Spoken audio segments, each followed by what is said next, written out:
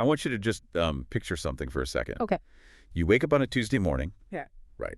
You pour yourself a cup of coffee, you check your phone, and there's a notification. Oh, let me guess. Delivery. Exactly. The package you ordered right before you went to sleep last night is already sitting on your doorstep. Which is always a good feeling. Right. But here's the wild part. Mm-hmm. It was delivered by a completely driverless van. Like, it quietly navigated the city streets while you were dreaming. Wow. And out on the highways, you've got these massive self-driving trucks just humming along with perfect efficiency. City traffic is flowing seamlessly. No bottlenecks. Right, no bottlenecks, no road rage, because the entire grid is orchestrated by this intelligent system that just, eliminates traffic jams before they even have a chance to form. Which sounds completely made up. It really does. It sounds like a sci-fi script. But that actually isn't science fiction at all. That is the reality detailed in our source material today. It's a June 2026 article from the AI 365 blog titled Driving the Future, How AI is Revolutionizing Transportation and Logistics. Yeah, and it's a fascinating read. It really is. So our mission for this deep dive is to cut straight through the corporate buzzwords and figure out exactly how artificial intelligence is rewriting the physical movement of the globe. Because it's happening right now. And just to ground this in reality, the text drops this massive statistic. Yeah. In 2023 alone, autonomous vehicles logged over 10 million miles on public roads. 10 million. 10 million miles. It's not a lab experiment anymore. That is insane. Okay, let's unpack this, because before we marvel at all the flashy AI solutions, we really need to understand the breaking point of the old systems. Sure. Like, why is this massive overhaul happening right now? Well, to understand the why now, we have to look at the massive amount of technical debt the global supply chain has accumulated. Historically, logistics has been a story of physical standardization. I mean, we went from horse-drawn carts and handwritten ledgers to standardized shipping containers, which, was a massive leap. Oh, totally. A huge deal. Yeah, and then we layered on GPS tracking and computerized inventory management. But, and correct me if I'm wrong, all of those innovations were essentially just giving human operators faster tools. Exactly. They didn't remove the human from the decision-making loop. And that reliance on human decision-making at literally every single node is exactly what's buckling under modern pressure. Consumers demand absolute transparency in next-day speeds, and logistics companies are operating on these razor-thin margins. Yeah, the margins are incredibly tight. The best way I can describe legacy supply chains, the way the article paints it, it's like a massive global game of telephone, but played with a slight time delay. That's a great way to put it. Right. Like one unpredictable storm in the Pacific or one closed port causes this catastrophic ripple effect. Oh, absolutely. A dispatcher misreads a spreadsheet, right? And then a truck waits at a dock for 12 hours. And suddenly a factory floor in Ohio just grinds to a halt because a crucial component is sitting in a parking lot. Yep.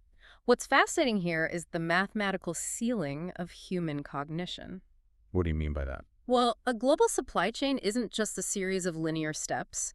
It is an infinitely complex web of overlapping variables.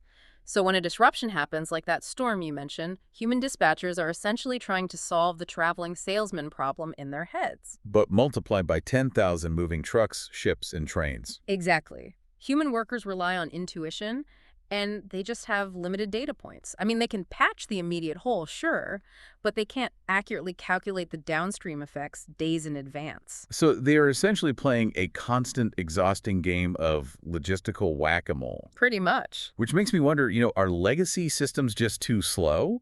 Or are they fundamentally incapable of handling modern consumer demands? According to the text, they are fundamentally incapable. Really? Fundamentally? Yes, because legacy systems are inherently reactive. You basically wait for a node to fail, and then you respond. AI, on the other hand, shifts the entire paradigm from reactive to proactive. Okay, so it's predicting the failure. Right. It ingests millions of data points. We're talking weather telemetry, port congestion, historical buying habits, local event schedules, and it identifies these deeply complex patterns. So it recognizes friction before it physically manifests. Exactly. Which brings us to the brain of this new operation, right? Predictive analytics and smart routing. Yes. But when we talk about AI mapping the perfect route, I mean, the immediate comparison my brain makes is the GPS app on my smartphone. Sure, that makes sense. Like, my phone already reroutes me if there's an accident on the highway. So is this AI logistics revolution really all that different? Or is it just like a highly scaled up corporate version of a map app. That is the natural comparison to make, definitely. But the difference in architecture is astronomical. Okay. Your phone's GPS is entirely reactive. Because it waits for the crash. Right. It detects a traffic jam that has already formed by tracking the slowed speed of other phones on that road, and then it frantically tries to find a detour for you. Yeah, usually routing me through some random neighborhood. Exactly. But AI logistics doesn't wait for the traffic jam. It looks at the convergence of data. It knows a major concert is letting out at 4 p.m., it tracks a storm front rolling in at 4:15, and it registers that a major bridge is down to one lane for construction. Wait, so it calculates the probability of a gridlock before the cars even start their engines. Precisely. It routes a delivery truck through a specific neighborhood 3 hours early just to avoid a bottleneck that hasn't even happened yet. That is wild. And the efficiency gains are staggering. The article notes that major players like UPS and DHL are using these neural networks to optimize dynamic routing, and they're seeing a 30% reduction in delivery times. 30%. 30%. That's huge, because in an industry where like a 1% efficiency gain is considered a massive win, 30% completely restructures a company's operational budget. Absolutely. And it isn't just happening on the road either. Amazon is utilizing this same predictive architecture for warehouse automation and demand forecasting. So predicting what people will buy. Yes. They aren't just reacting to an influx of orders, they are predicting demand surges down to the zip code. Down to the zip code. Yeah. They know what consumers are going to order before the surge even hits, which allows them to pre-position inventory exactly where it needs to be, just in time. So it effectively acts as a crystal ball for global commerce. That's a great way to say it. By the time you click buy, the system had already accounted for your purchase and moved the inventory to a localized hub. It minimizes excess stock and virtually eliminates warehouse downtime. Okay, so the AI brain has mapped the perfect route, and it knows exactly what we want before we even ask for it. Right. Now we have to talk about the physical execution, the brawn. And here's where it gets really interesting, because we're looking at the total physical takeover of the supply chain. Yes, the actual moving pieces. Long-haul freight is actively being handed over to self-driving trucks, while that last-mile delivery is being piloted by autonomous drones and ground robots. It's essentially building a newly automated circulatory system for the global economy. That is a brilliant way to conceptualize it, the circulatory system. Think about it. The long-haul autonomous 18-wheelers are the major arteries, right? Just pumping massive tonnage of goods across the country continuously. Because a machine doesn't have hours of service limit. Right, doesn't need to sleep at a rest stop. Exactly. Then they hand off the goods to these highly automated local distribution hubs, and the last-mile drones act like capillaries, delivering the individual packages directly to your front door. The continuous, uninterrupted flow of capital. And again, we aren't talking about theoretical lab tests. Like we said earlier, over 10 million miles on public roads in just 1 year. Yeah. The physical automation brings profound cost savings and significantly enhanced safety by removing human fatigue from the equation. But, we cannot ignore the friction this creates. Replacing the human element in this circulatory system triggers a massive societal and legal shift. The text is very clear about this tension. Yeah, because you are talking about fundamentally altering the labor market for millions of transport workers. Yeah. The transition from human dispatchers and drivers to automated arteries and capillaries isn't just a software patch. It's an economic earthquake. Exactly. And beyond the massive workforce transition, there is a labyrinth of liability and regulatory frameworks that simply aren't equipped for this reality. Oh, the legal side has to be a nightmare. Think about the legal triad of autonomous logistics that the article mentions. You have the software developer who coded the AI, you have the fleet owner who maintains the vehicle, and you have the manufacturer who built the physical sensors. Oh. If a fully autonomous truck carrying 30 tons of freight makes a probabilistic error and causes a pileup on the highway, who is legally at fault? Man, that is a nightmare for insurance companies.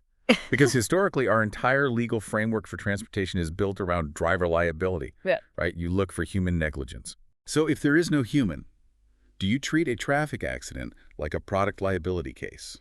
That is the exact debate happening in regulatory circles right now. How do you subpoena a neural network? Wow. Yeah. How do regulators certify a machine learning model that is constantly updating and changing its own behavior based on new data?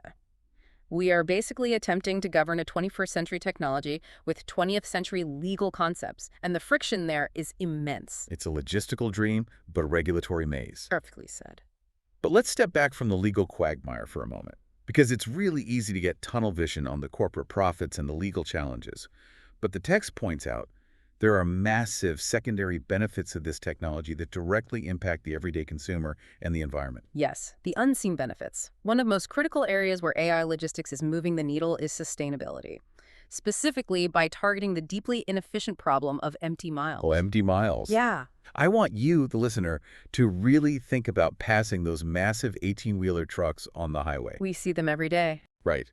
And what you might not realize is that a massive percentage of them are driving around completely empty. They've dropped off a load and are just deadheading back to a facility, burning diesel fuel for absolutely no reason. Which is terrible for the environment and the bottom line. But mathematically, fixing that is incredibly hard for human dispatchers, isn't it? It is remarkably difficult due to the asymmetry of trade routes. How so?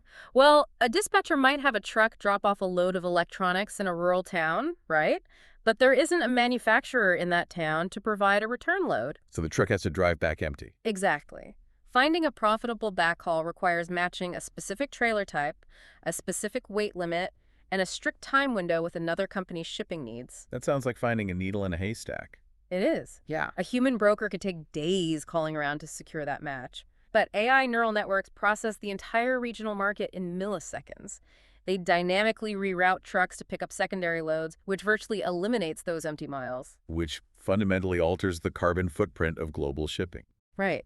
And if we connect this to the bigger picture, AI's impact on sustainability goes far beyond just optimizing diesel routes. The entire industry is shifting toward electric vehicle fleets, and AI is the only way our current power grids will survive that transition. I was actually going to ask about that, because if a logistics hub suddenly plugs in 10,000 electric delivery vans at the end of a shift, doesn't that just completely overwhelm the local power grid? Oh, it absolutely would if it were a manual process. The grid would crash. So how does AI fix that? AI-driven energy management systems act as a buffer. The AI communicates directly with the local energy grid's API. Okay. It analyzes the neighborhood's power consumption in real time, so it knows that charging 10,000 vans at 5 p.m. will cause a massive price spike and strain the infrastructure. Because everyone is getting home from work and turning on their AC and TVs. Exactly. So it trickles the charge. It identifies which specific vans are scheduled for a 4 a.m. delivery route and prioritizes them, pushing maximum voltage to those batteries at 2 a.m. when residential power usage is at its absolute lowest. That is so smart. Meanwhile, it delays charging the vans that aren't needed until noon the next day. That is brilliant. It literally turns logistics from one of the world's biggest polluters into a localized energy stabilizer. It really does. And the AI is actively cleaning up the customer experience too, right? With chatbots and virtual assistants handling all the routine tracking inquiries, like the millions of "where's my package" requests. Yeah. It completely changes the nature of customer service. It does. It removes the routine friction. And more importantly, by offloading that massive volume of data processing to the machine, it frees up human workers to engage in complex problem-solving and nuanced relationship management. The stuff an algorithm still struggles with. Exactly. It's easy to get swept up in the environmental and consumer benefits, you know? Mm-hmm. But this utopian vision sort of crashes into reality when you look at the actual rollout. Oh, absolutely. Let's bring back that circulatory system analogy for a second. Integrating this predictive AI into the real world is almost like trying to attach a highly advanced AI-driven artificial heart into a circulatory system that still has wooden valves. That perfectly encapsulates the integration challenge. The source material emphasizes that this is not a seamless plug-and-play situation. And far from it. You have logistics companies with legacy warehouse management software built in 1999. Yikes. Yeah.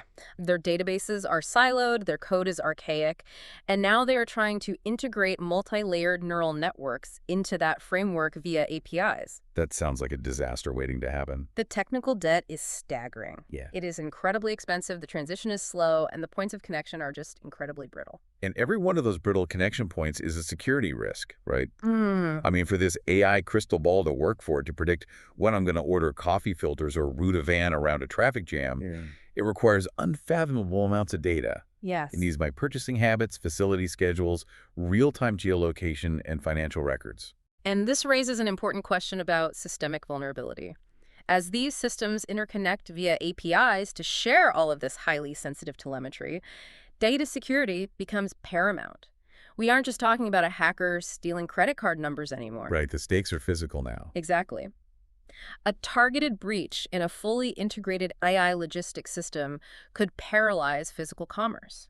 It could redirect shipping routes, lock down automated warehouses, or spoof the sensors on autonomous fleets. The attack surface is literally the entire physical world, It is. which begs the question. If integrating these systems requires fighting through decades of technical debt, and if the data security risks are this severe, and the legal frameworks for liability haven't even been written yet, Yeah. why are these megacorporations rushing to deploy this right now? Why not wait 10 years for the technology and the laws to mature? Because the alternative is corporate extinction. Wow. Extinction. The global market is defined by increasing complexity, unpredictable geopolitical disruptions, and consumer expectations that demand absolute perfection. The margins are simply too thin to survive inefficiency. If your competitor is utilizing AI to predict demand, dynamically route their autonomous trucks 30% faster, and eliminate their fuel costs by perfectly synchronizing backhauls, you cannot compete using human dispatchers and static spreadsheets. You just bleed money. Exactly. Those who adapt to the AI framework gain a decisive, mathematically compounding advantage. Those who wait will be aggressively priced out of the market. It is quite simply adapt or die. Man. Okay, we have covered a massive amount of ground today. We really have. We started by looking at how the old, human-reliant nodes of the supply chain just buckled under modern pressure. We broke down how predictive analytics fundamentally shifts the industry from a reactive game of catch-up to a proactive, crystal ball reality. Yeah. And then we looked at the automated circulatory system of self-driving trucks and drones, the incredible math behind fixing empty miles, and of course the harsh realities of legal liability and fragile legacy software. The overarching theme here is that we are witnessing the fundamental rewiring of the physical world. The friction is very real, but the momentum is irreversible. The question is no longer if AI will change the landscape of transportation and logistics. That transition is already happening on our highways right now. Every single day. The real question is how we will steer it and how we balance efficiency with responsible governance. So what does this all mean? Well, I think it leads us to a fascinating threshold regarding human agency. Okay, I like where this is going. We've talked extensively about how AI anticipates demand to pre-position inventory. Right? Yeah. I want to leave you with this thought. If AI logistics becomes so highly advanced that these systems can analyze your habits, predict exactly what you need, and autonomously ship it to your local hub before you even consciously realize you want it. Which they are already starting to do. Right. How will that alter the very nature of consumer choice when the friction of waiting is completely eliminated and the system knows you better than you know yourself? Does the machine start leading the consumer rather than the consumer leading the machine? Man, that is a wild thought to chew on. Because if the system preempts your desire, who is actually making the purchase? Exactly. Thank you so much for joining us on this deep dive. Keep questioning the invisible systems running the world around you. And, the next time you open your front door to find a package waiting for you, take a second to think about the massive, automated, predictive machine that silently moved it there while you were fast asleep. We'll catch you next time.